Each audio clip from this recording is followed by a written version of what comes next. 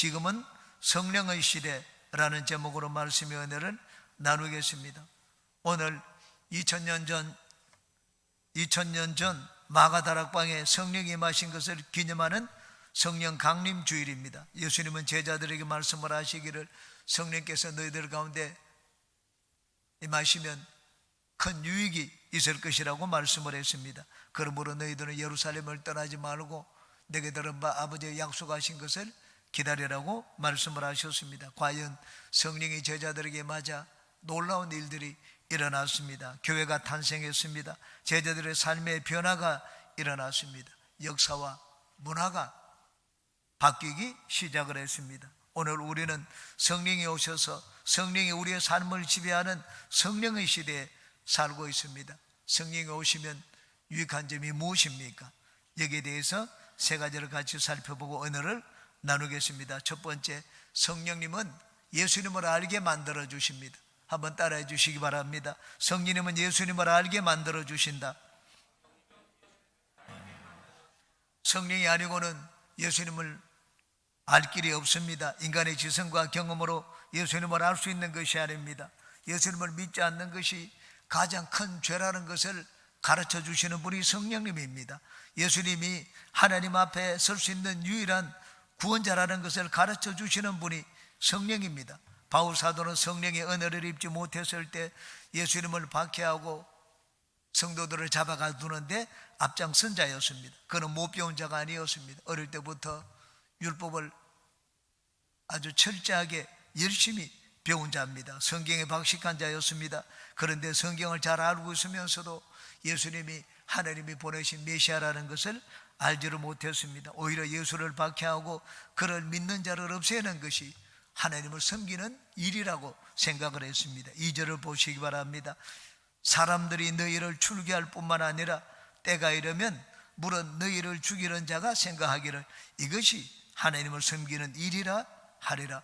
바울 사도가 바로 그와 같은 자였습니다. 교회를 박해하고 예수 믿는 자들을 잡아 가두는데 이것이 바로 하나님을 섬기는 일이라고 생각을 했습니다. 의로운 일이라고 생각을 했습니다. 성령이 우리의 눈을 열어주시지 않으면, 성령께서 우리의 마음에 또 깨달음을 주시지 않으면 우리는 인간의 지식과 이성으로 예수님이 누구신지를 알지를 못합니다. 성경을 백독을 해도 성령께서 눈을 열어주시지 않으면 예수님이 누구신지 알지를 못합니다. 또 내가 아무리 예수를 부인하고 기독교를 박해해도 성령께서 나의 마음을 만지시면 나는 순식간에 변화가 됩니다. 수가속 우물가 여인은 예수님과 대화를 하면서 예수님께 빈정대는 태도를 보였습니다. 그러다 예수님이 주시는 성령의 생수를 마시고 나자 눈이 열렸습니다. 마음에 깨달음이 생겼습니다. 자기 앞에 서 있고 자기와 대화를 하는 바로 이 예수님이 바로 메시아라는 것을 깨닫게 되었습니다. 그러자 물동이를 버려두고 마을로 들어갔습니다. 막 가가호호 다니면서 문을 두들기면서 모든 사람에게 다 와보라고 했습니다. 이가 바로 우리가 찾던 그 메시아가 아니냐, 그렇게 얘기를 했습니다. 순식간에 일어난 놀라운 변화였습니다. 성령께서 주신 변화였습니다. 성령께서 오셔서 세상 사람들이 행하시는 제일 큰 일은 예수님을 믿고 깨닫도록 만들어주시는 일입니다. 그러므로 성령의 도움이 없이는 예수님을 구주로 고백할 수가 없습니다. 고린도전서 12장 3절은 말씀을 합니다. 그러므로 내가 너희에게 알리노니 하나님의 영으로 말하는 자는 누구든지 예수를 저주할 자라 하지 아니하고 또 성령으로 아니하고는 누구든지 예수를 주시라 할 수 없느니라. 베드로는 오순절날 성령을 충만을 받고 난 다음에 즉시로 나가서 설교를 했습니다. 베드로의 설교를 듣던 무리들은 바로 50일 전에 예수님을 십자가에 못 박으라고 외치던 자들이었습니다. 성령 충만한 베드로가 말씀을 전하자 거기 있던 무리들이 다 성령의 감동을 받았습니다. 그 마음이 책망을 받았습니다. 베드로에게 물었습니다. 우리가 어찌할꼬? 우리가 어찌하면 되겠느냐고 했습니다. 베드로가 그렇게 그들에게 말을 했습니다. 베드로가 이르되 너희가 회개하여 각각 예수 그리스도의 이름으로 침례를 받고 죄사함을 받으라. 그리하면 성령을 선물로 받을 것이라고 말씀을 했습니다. 예수님을 십자가에 못 박으라고 외쳤던 자들이 어떻게 한순간에 그렇게 변화가 될 수가 있습니까? 성령께서 우리의 마음을 만지시면 그런 놀라운 일이 일어납니다. 예수님이 나의 구조라는 것을 깨닫게 됩니다. 예수님을 믿지 않는 것이 가장 큰 죄라는 것을 깨닫고 예수님 앞에 죄를 고백하게 됩니다. 예수님을 알고 믿는데 많은 지식이 필요한 것이 아닙니다. 세상의 지위를 얻고 성공을 해야 되는 것도 아닙니다. 선행을 많이 베풀어야 되는 것도 아닙니다. 성령께서 우리의 눈을 열어주시기만 하면 우리는 예수님이 구주시라는 것을 알게 됩니다. 성령께서 영의 눈을 열어주시고 마음을 만지시면 어떤 자라도 예수님 앞에 무릎을 꿇게 됩니다. 성령님은 예수님을 깨닫게 하시고 예수님을 드러내시며 예수님을 높이시는 분입니다. 저 역시 성령의 방문을 받았을 때 버스 안에서 순식간에 예수님을 제 구주로 고백하게 되었습니다. 아직까지 여러분 가족이나 가까운 분들 중에 예수님을 믿지 않는 분들이 있으면 성령의 도우심을 구하시기 바랍니다. 성령이 깨닫게 하시고 마음을 만져주시도록 도와달라고 기도하시기 바랍니다. 아무리 예수님을 부인하고 배척하는 자일지라도 성령님이 그 마음을 만지시면 순식간에 변화가 됩니다. 예수님의 육신의 동생들조차 예수님을 메시아로 믿지를 않았습니다. 그런데 성령이 오셨습니다. 성령이 오시자 예수님의 이 육신의 동생들이 다 예수님을 믿게 되었습니다. 그 중에 첫 번째 동생인 야고보는 초대 예루살렘 교회의 목사가 되었습니다. 그리고 야고보 서신을 쓰게 되었습니다. 예수님 알기를 원하는 분들은 더 성령의 도우심과 은혜를 구하시기를 주님의 이름으로 축원합니다. 두 번째, 성령은 귀신을 쫓아내는 권능을 주십니다. 한번 따라 하시기 바랍니다. 성령은 귀신을 쫓아내는 권능을 주신다. 성령이 오시면 이 세상 임금이 심판받았다는 것을 깨닫게 해주실 것이라고 말씀을 했습니다. 11절에 심판에 대하여 하면 이 세상 임금이 심판을 받았습니다. 이 세상 임금은 마귀입니다. 예수님이 십자가로 달려 돌아가실 때까지 그 십자가에서 마귀가 심판받았다는 것을 아무도 알지를 못했습니다. 그러나 하나님은 성경에 이미 창세기부터 그것을 예언해 놓았습니다. 창세기 3장 15절입니다. 내가 너로 여자와 원수가 되게 하고 여자의 후손도 너와 원수가 되게 하리니 여자의 후손은 내 머리를 상하게 할 것이고 너는 그의 발꿈치를 상하게 할 것이라고 했습니다. 마귀가 예수님을 십자가에 못 박았지만 사실 그 십자가에서 완전히 멸망당하고 깨뜨려진 것은 이 뱀이었습니다. 마귀였습니다. 성령의 도우심을 입지 못하면 사람들은 십자가에 대해서 의미를 깨닫지를 못합니다. 예수님이 십자가에서 저주를 받았다, 달아나지를 못해서 체포당하여 십자가에 무슨 형을 받았다, 그렇게 생각을 합니다. 그래서 유대인들은 십자가에 달린 예수를 믿으라고 하면은 유대인들은 고개를 잘래 흔듭니다. 유대인들에게는 거리끼는 것이라고 했습니다. 이방인들에게 십자가 예수를 믿으라고 하면 이방인도 그 미련한 십자가에 달린 그 믿는 그런 어리석은 사람이 어디 있느냐, 그래서 그들도 믿지를 않습니다. 깨닫지 못하기 때문입니다. 그런데 성령께서 오시면은 이제는 그것을 깨닫게 만들어 주십니다. 성령은 권능으로 예수님을 증거하시는 분입니다. 예수님이 이 땅에 계실 때 예수님을 메시아로 증거하신 분이 바로 성령이셨습니다. 하나님이 예수님에게 성령을 한량없이 부어주시니 성령께서 예수님과 함께 하셔서 놀라운 일을 행하셨습니다. 사도행전 10장 38절입니다. 하나님이 나사렛 예수에게 성령과 능력을 기름 붓더라 하셨으며 그가 두루다니시며 선한 일을 행하시고 마귀에게 눌린 모든 사람을 고치셨으니 이는 하나님이 함께 하셨습니다. 예수님이 귀신을 쫓아내고 병을 고치자 바리새인들은 바알세불이 들렸다, 귀신의 왕이 쪼무레기 귀신을 내쫓는다고 했습니다. 그때 예수님이 이렇게 말씀을 하셨습니다. 마태복음 12장 28절입니다. 그러나 내가 하나님의 성령을 힘입어 귀신을 쫓아내는 것이면 하나님의 나라가 이미 너희에게 임하였느니라. 예수님은 성령으로 충만하셔서 성령으로 귀신을 쫓아내고 병든 자들을 고쳤습니다. 오늘날 성령의 시대에 사는 우리들에게도 성령께서는 놀라운 권능을 나타내십니다. 마가복음 16장입니다. 믿는 자들에게는 이런 표적이 따르리니 곧 그들이 내 이름으로 귀신을 쫓아내고 새방언을 말하며 뱀을 집으며 무슨 독을 마실지라도 해를 받지 아니하고 병든 자들에게 손을 얹은즉 나으리라고 말씀을 하셨습니다. 이 말씀은 부활하신 예수님이 승천하시기 전에 제자들에게 하신 말씀입니다. 하늘로 올라가시기 전에 장차 너희들 가운데 믿는 자들은 이런 표적이 따를 것이라고 했습니다. 왜 그런 표적이 따릅니까? 예수님이 성천하셔가지고 성령을 우리 가운데 부어주시기 때문입니다. 그러므로 믿는 자들에게는 이런 표적이 따른다고 했는데 그냥 믿는 자가 아닙니다. 오순절날 성령 받은 믿는 자들을 말합니다. 사도 요한은 이 앞에서 성령께서 오시면 믿는 자들에게 놀라운 일이 일어날 것이라는 것을 말했습니다. 요한복음 거기 앞에 14장 12절입니다. 내가 진실로 진실로 너희에게 이르노니 나를 믿는 자는 내가 하는 일을 그도 할 것이요 또한 그보다 큰 일도 하리니 이는 내가 아버지께로 갑니다. 예수님이 아버지께로 간다는 말은 성령을 우리에게 보내주신다는 말입니다. 사도행전에는 예수님이 하늘로 올라가시면서 마지막 남긴 유언의 말씀이 있습니다. 사도행전 1장 8절입니다. 오직 성령이 너희에게 마시면 너희가 권능을 받고 예루살렘과 온 유대와 사마리아와 땅끝까지 이르러 내 증인이 되리라고 말씀을 하셨습니다.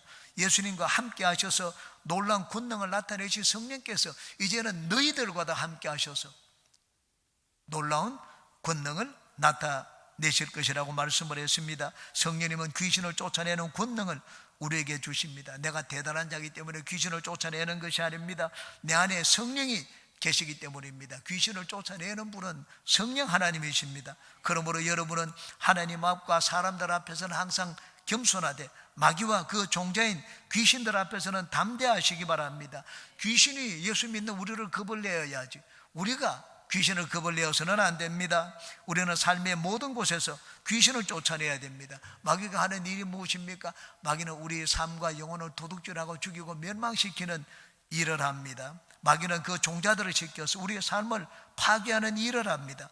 그러므로 성령을 모시고 사는 여러분은 삶의 모든 곳에서 귀신을 쫓아내야 됩니다. 집에 거미줄이 있고 그 거미줄을 없애는 청소하는 도구가 있습니다.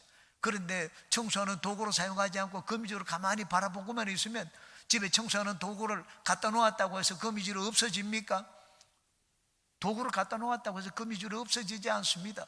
거미줄을 도구로 사용해서 치워야지 거미줄이 없어집니다. 내가 성령님을 모셨으면 내 삶을 도둑질하는 마귀와 그 종자들을 이제는 쫓아내어야 됩니다. 우리 교회는 귀신 쫓는 기도를 더 많이 해야 됩니다. 질병을 주는 귀신을 쫓아내야 됩니다. 사고를 일으키는 귀신을 쫓아내야 됩니다. 게으름을 주는 귀신을 쫓아내야 됩니다.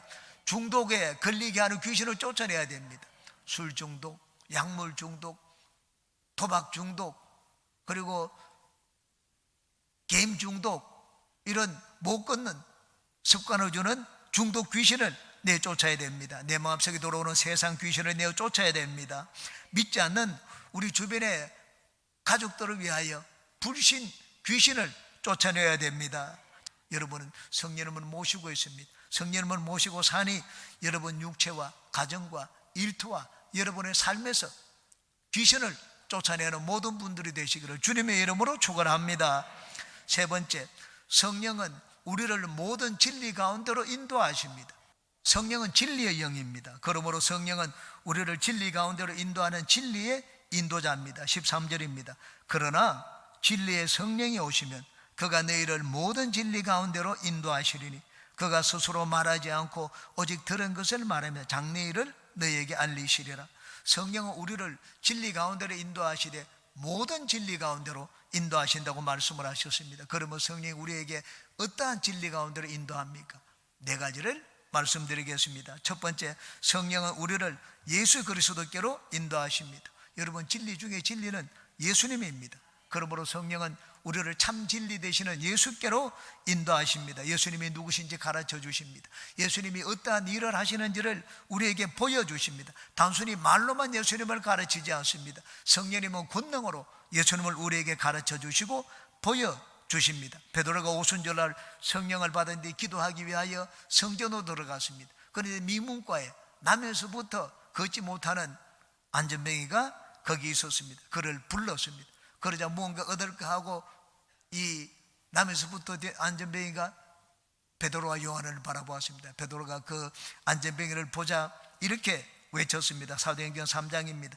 베드로가 이르되 은과 금은 내게 없거니와 내게 있는 이것을 네게 주노니 나사렛 예수의 그리스도의 이름으로 일어나 걸으라 하고 오른손을 잡아 일으키니 발과 발목이 곧 힘을 얻고 뛰어서서 걸으며 그들과 함께 성전으로 들어가면서 걷기도 하고 뛰기도 하며 하나님을 찬송하니 모든 백성이 그 걷는 것과 하나님을 찬송함을 보고 그가 본래 성전 미문에 앉아 구걸하던 사람인 줄 알고 그에게 일어난 일로 인하여 심히 놀랍게 여기며 놀라니라. 이들은 온 사방에서 몰려들었습니다.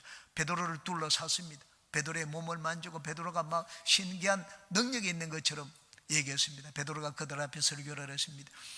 개인의 경건과 권능으로 이 사람을 고친 것처럼 왜 나를 쳐다보느냐. 예수 그리스도의 이름을 내가 믿었기 때문에 그 이름이 이 사람을 이렇게 성하게 만들었다고 말씀을 했습니다. 베드로와 함께한 성령께서 예수님이 어떤 분이신지 그 권능으로 예수님을 보여주셨습니다. 이 일로 인하여 예수님을 믿은 자가 장정만 5,000명이나 되었습니다. 바울 사도는 다메섹에서 예수님을 만나고 성령의 충만함을 받고 난 뒤 예수님을 더 깊이 알기 위하여 아라비아로 갔습니다. 사람들에게 가지 않았습니다. 사람들에게 가서 예수님이 누군지 너희들은 3년 동안 예수님과 함께 있으니까 예수님 잘 알지 않느냐, 좀 가르쳐 달라, 그렇게 하지 않았습니다. 베드로가 광야로 갔습니다. 아라비아로 광야로 가서 3년 동안 배웠습니다. 누구한테 배웠습니까? 성령님께 배웠습니다. 바울 사도는 예수님을 다 알기 위하여 모든 것을 뒤에 버렸습니다. 그토록 귀하게 여기던 율법조차 배설물로 여겼습니다. 빌립보 3장입니다. 그러나 무엇이든지 내게 유익하던 것을 내가 그리스도를 위하여 다 해로 여길 뿐더러 또한 모든 것을 해로 여김은 내 주 그리스도 예수를 아는 지식이 가장 고상하기 때문이라. 내가 그를 위하여 모든 것을 잃어버리고 배설물로 여김은 그리스도를 얻고 그 안에서 발견되려 함이니 내가 가진 의는 율법에서 난 것이 아니요 오직 그리스도를 믿음으로 말미암은 것이니 곧 믿음으로 하나님께로부터 난 의라. 예수님을 알기 위해서 예수님을 깨달았습니다.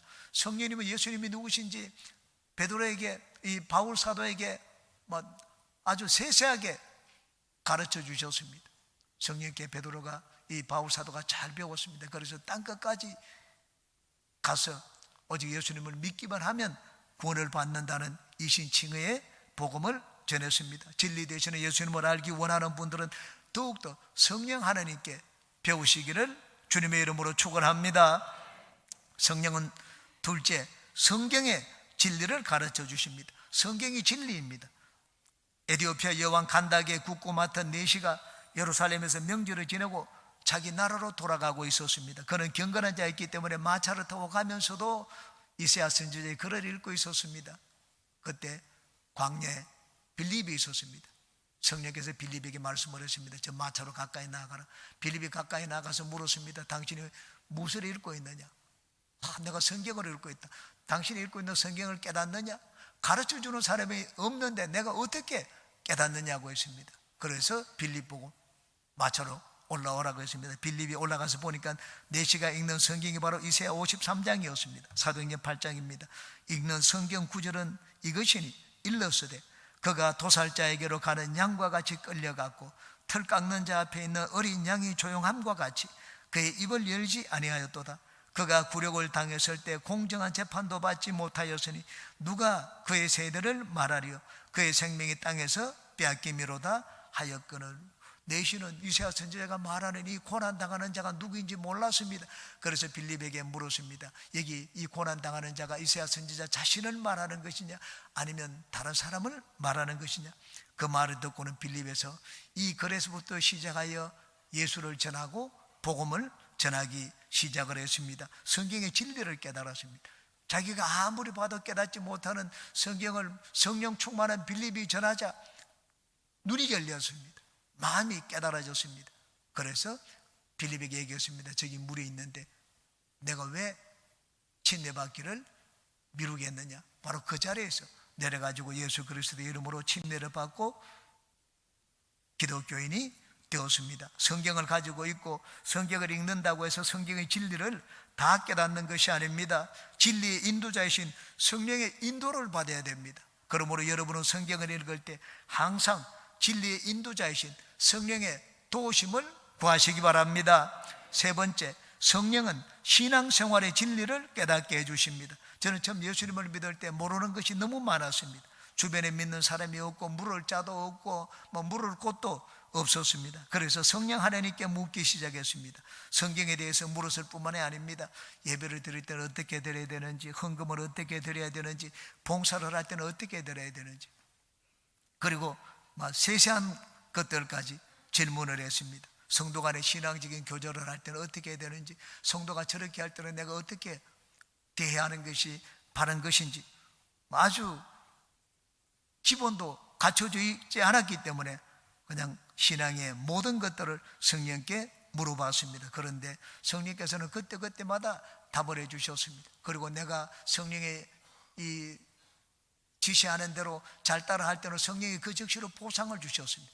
기쁨이었습니다. 기쁨이 아주 샘물이 샘솟듯 솟아났습니다. 그리고 성령이 내가 하는 행동이 마음에 들지 않으면 불편한 마음을 주셨습니다. 마음이 평안하지를 않았습니다. 그러면 즉시로 회개를 하곤 했습니다. 성령님은 우리를 올바른 신앙을 갖도록 인도하시는 분입니다. 그러므로 우리가 성령님이 이끄시는 진리의 길로 인도를 받기 위해서는 내 생각을 내려놓아야 됩니다. 내 생각을 내려놓고 자꾸 성령님의 생각을 받아들여야 됩니다. 내가 알면 얼마나 알겠습니까? 내가 진리를 얼마나 압니까? 내가 아는 것이 바른 것입니까? 우리는 바른 대로 살지 않지 않습니까? 그러므로 성령의 인도를 받아야 됩니다. 성령님은 어떻게 하는 것이 바른 것이며 어떤 말을 하고 어떤 생각을 하는 것이 올바른 것인지 환하게 알고 계신 분입니다. 그러므로 여러분은 성령님 앞에서 개인적인 생각을 내려놓고 개인적인 판단을 내려놓고 진리를 사모하는 마음으로 늘 성령께 구하며 묻고 성령님의 자문을 구하는 모든 분들이 되시기를 주님의 이름으로 축원합니다. 마지막 네 번째, 성령은 우리를 삶의 진리 가운데로 인도하십니다. 성경은 영적인 진리를 가르쳐 주시는 뿐만이 아닙니다. 성령은 여기 우리를 모든 진리 가운데로 인도하신다고 했습니다. 성령은 우리가 인생을 살 때도 어떻게 사는 것이 바른 삶인지를 우리에게 가르쳐 주십니다. 예수님을 믿어도 삶에서는 진리와 무관하게 사는 분들도 적지 않습니다. 아마 우리가 다 그렇게 살 것입니다. 위기를 모면하기 위하여 순간적으로 거짓말을 하기도 합니다.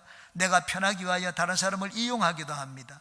그런데 그것은 하나님 보시기에 올바른 삶이 아닙니다. 제가 처음 예수님을 믿었을 때 저희 누님이 매일마다 저에게 전화를 했습니다. 그리고는 저희 이 신앙 상태를 묻고는 올바른 신앙이 무엇인지 저희 누나가 저한테 가르쳐 주었습니다. 다른 것이 아니었습니다. 교회 생활에 대해서는 한마디도 저한테 얘기를 하지 않았습니다. 삶에서 일어나는 일을 저한테 얘기해 주었습니다. 형건아, 어저께는 성령님이 저렇게 말씀을 하시고 오늘은 성령님이 이렇게 말씀하시더라.